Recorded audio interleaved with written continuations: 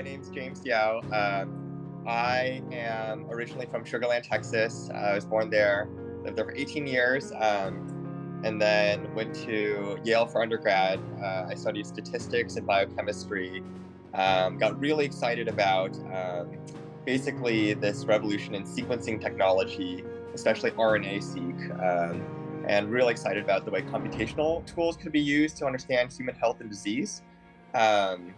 And so that's sort of why I pursued this course of study. Got really involved with this one lab, the Gerstein lab at Yale, where we worked on building tools to help other people analyze RNA-seq data. And then basically trying to make it so that if you drew blood or cerebrospinal fluid or any other biofluids, you could have a way of standardizing that analysis, so that when you try to draw associations with what RNAs are present in that fluid, and for example, whether the patient has cancer or heart disease or some other condition, that is done in a very standardized and rigorous way, is what I worked on then.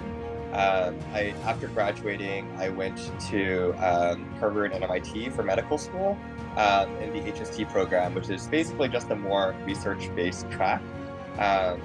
So part of it is learning and preparing for clinical medicine. The other part is pursuing a research thesis, which is nothing like what you do for a PhD thesis, but just like a focused area of research. And for that, I worked with a startup in Boston called PathAI, which is trying to bring AI tools for the analysis of histopathology slides. So, for example, if a patient has a breast tumor and you take it out and you want to know how best you can further pursue treatment or how aggressive the tumor is, you can slice it up really thin, put it under a microscope. A physician will look at it under the microscope and then try to assess things like how aggressive the tumor is going to be or whether it'll respond to certain treatments. And essentially what we worked on there was trying to automate some of the analyses of these histopathology slides using computer vision techniques and machine learning methods to try to automatically extract information like how close certain immune cells are to the tumor, how deeply they've infiltrated the tumor, and whether that provides meaningful information for a treatment response or for prognosis. So I worked on that for about a year and a half, and then got a cool opportunity after my second year of medical school to join the team at Apple working on the watch. And so they recently started a study with one of the local Harvard hospitals, trying to develop better measures of cardiovascular fitness, which has really important prognostic implications, both for assessing cardiovascular disease, but also for things like surgery risk and so on. And so basically was trying to help design a good measure that would work across diverse populations, especially people, not just like elite athletes or the people who tend to sign up for user studies with Apple, but also people with heart failure and people whose exercise capacity is on the really, really low end. So I worked on that for a year. During the first year of COVID, went back to the hospital for my core clinical clerkships during the second year of COVID. It was a very interesting time, but went through all the different departments of the hospital. Got really excited about the intensive care unit and ICU level care. Let's see. Oh yeah, and then during that time also got really excited about and involved with this movement to reassess the use of race and kidney function equations. And so it requires a little backstory, but just to try to put it simply, there's this equation that's used to assess how well your kidneys work, and it's done by doing a blood test measuring the level of a molecule called creatinine, and then using that along with age, sex, and race ethnicity to try to predict this other measure called GFR, which is the gold standard measure of how well your kidneys are working, but it just takes a long time and is expensive to collect, so they have this heuristic instead. And the main concern was with the use of race ethnicity, which basically meant that there were patients who would have different access to specialist care, to different medications, to kidney transplants, and to insurance coverage, just purely based on their race and ethnicity. And given that kidney disease is one of the starkest examples of health disparities in the United States, with Black Americans up to 2 to 4 times more likely to progress to kidney failure than other Americans, you can imagine it was very concerning to think about this as contributing to differential access to care. And so what I worked on was essentially more from the epidemiology side, trying to understand first how many people are affected nationally. So coming up with good estimates for among each of these dimensions in which it affects care, an exact best estimate number of how many millions, hundreds of thousands or so on are affected. And then second, to compare various ways of changing or modifying the existing equation so that it would no longer have race, but yet remain as accurate as possible. And so we assessed a number of quick ways of doing this, and then more involved ways of doing this, and then also got more involved in the advocacy side as well. So drafting petitions, talking to hospital leadership, trying to make them see this as an important issue. And then we're really gratified when October of last year, so just about a year ago, the National Kidney Foundation and American Society of Nephrology released new recommendations in favor of a national recommendation for race-free equations. So that's the national guideline now, and hospitals are transitioning towards this new equation, which is it's just like a scale of change that rarely happens very quickly in the medical world. So it was extremely gratifying to see, because it just means that for millions of patients, there's a new number in their chart, and then for these millions of patients, maybe different access to care than they would have had just a year or two ago. So that's something that I've worked on as well, that I've been very excited about and still thinking about, because as you can imagine, these vestiges of race and ethnicity still permeate a lot of medicine, including estimates of stroke risk and cardiovascular disease risk, estimates of lung function. And so just trying to bring a similar framework to being thoughtful about how those other equations are also used to determine people's care in ways that use their race and ethnicity in ways that people patients may not be aware of, or doctors may not be aware of the implications of. And so trying to apply quantitative tools to better understand that. So that's what I'm working on now. All right, that's great. Now I'm just gonna ask a couple of questions. So first, what do you see as the future of health algorithms? Yeah, so that's a really great question. I think you can't answer that question without first zooming out to the future of machine learning itself, of these just broad computational tools applied to broader problems. So anyone who has been paying attention to machine learning in the last year or so has seen just tremendous progress, where text to image algorithms have united these fields of computer vision and natural language processing. There's these new deep reinforcement learning algorithms that have conquered these literally like 50 years old problems like protein folding and the game of Go, and like better algorithms for matrix multiplication and video compression. Just all these different problems are being transformed literally at a week-by-week basis. And so I think in the past, I and many others have been really pessimistic about the ability of these changes to penetrate medical care, just because the healthcare system ends up being this really Byzantine world of these different regulations and rules and traditions. And it's why like many hospitals still rely on fax machines, even in like the 2020s. But I think just based on how things are changing more broadly, it would be really difficult for health algorithms to resist this wave. And I think, and this is just my prediction, I think, there are people who disagree, but I think the future of health algorithms is going to move more and more towards these is going to be more and more shaped by these really powerful, large-scale models that have proven transformative in pretty much every other industry and are continuing to change. So that's my prediction. Okay, great. So second question, what inspired you to pursue a career in biomedical informatics? Yeah, that's a great question. So my interest started first with medicine. So I mentioned earlier, I grew up in Sugar Land, Texas, which is about half an hour away from the Texas Medical Center, which just so happens to be the largest medical center in the world. And so when it came down to in high school, I loved science.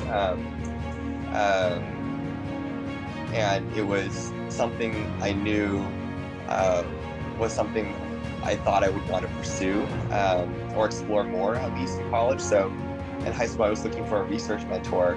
I emailed I think 100 people, and no one got back to me. So I emailed another 100, and then eventually I got 3 replies. And just because I happened to live next to this medical mecca, a lot of them ended up being in the world of medicine. And one of them, her name is Dr. Rachel Rao, was a pediatric oncologist, so she sees kids with cancer. So basically, I thought she had the coolest job in the world, and I found it a really compelling field to be part of, just working towards transforming care for people who really, really need it. And so medicine, I think, was something that I went into college knowing that I wanted to explore.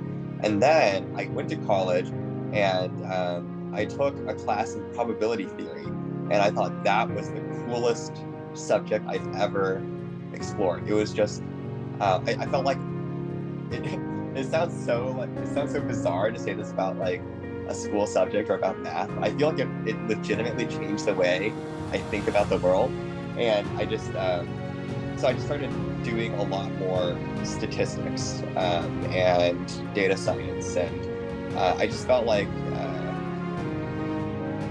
learning about the subject itself from a theoretical point of view was captivating to me. But then at the same time, I think hearing about the progress in the field, about all this optimism from folks who thought computation is going to transform the way we think about biology and human health and disease, it just felt very exciting to feel that this was a tool that you could master, that you could be part of this wave that's going to hopefully change the way we think about these things and improve care. And I think what drew me in was the prospect of not just caring for patients one-on-one and applying the standard of care, but also ideally hoping to shape and improve the standard of care. And I felt like informatics was a really great tool for working towards that. And so it became a no-brainer for me.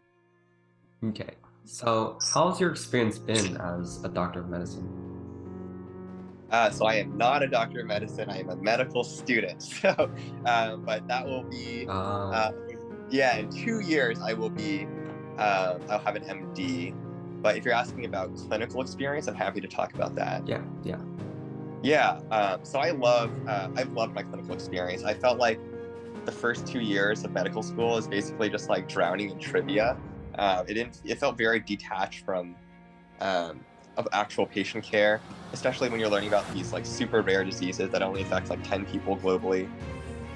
But then I think to go into the clinic, it's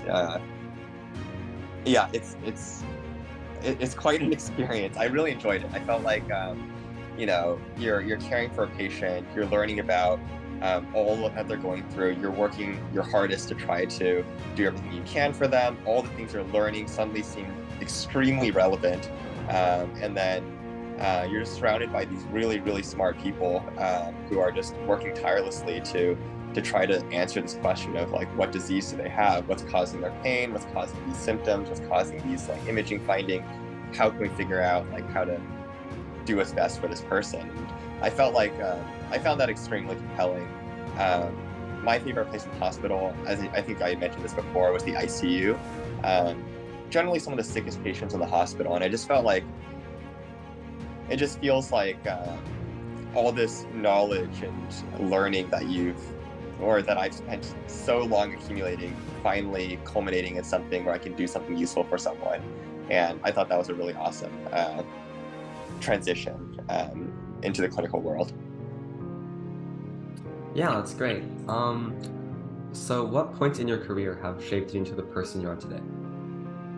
Oh yeah, so I mentioned my experience with Dr. Rao. She's an awesome mentor. I think I think at the end of the day, mentors are everything.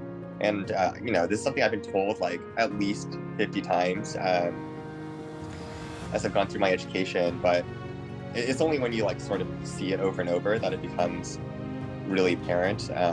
So Dr. Rao is what sort of guided my interest in medicine. And then I had an amazing mentor, Dr. Arjun Rai, who I got matched with through a summer program in my sophomore year of college. And I've been working with him for like almost 7 years now. And yeah, I think just like having an amazing mentor is really helpful, who's like really looking out for you. Really helps you navigate the roadblocks, figure out what's truly important, figure out what problems are worth solving and working on and dedicating your time to. So yeah, I think all these major points that shape me into like the person I am today and the interests I have today, I can generally trace back to mentors who have sort of guided me towards those points. Okay, so final question. How can high schoolers dive deeper into the field of machine learning and medicine research? That's a good question.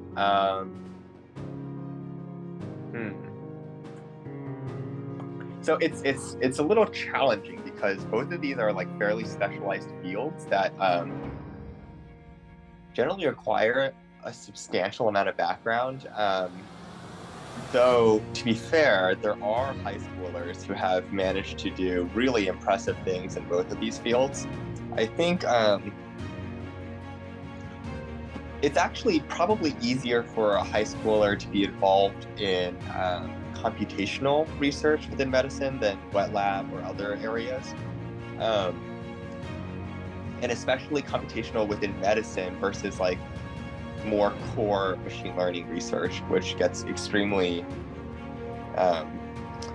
intricate and mathematical, and generally requires a lot more background. But I think some computational work, like what I did for kidney function, the barrier to entry is extremely low. Like I'm pretty sure the work that I did, any of y'all could have done. The main question is knowing what problem is worth solving, which partially can come with experience, but as a high schooler probably will come from having a really great mentor. So what I might recommend is just trying to get connected to a mentor, someone who's like an established researcher, like assistant, associate, or full professor, who studies something that you find really exciting and who seems like just, like a great person who is looking out for you. Computational work, the barrier to entry is probably lowest for things like epidemiology. And then you can generally rely on your mentor to help guide you towards the learning areas that you would need to buff up the most in order to do well. So I think, sorry, I rambled a little bit, but I think the main point of that would just be try to attach yourself to a mentor. It can be pretty hard if you're not well connected, which I know. You can just like spam people and cross your fingers, and generally there are some nice people who will take a bet on you. But yeah, I think without a mentor, everything else is going to be a really, really uphill battle. And with one, it can really make your life easier and make contributions in the space a lot more doable. Okay, cool. So that's all the questions I have Yeah, today. and well, everyone, thank you so much for watching.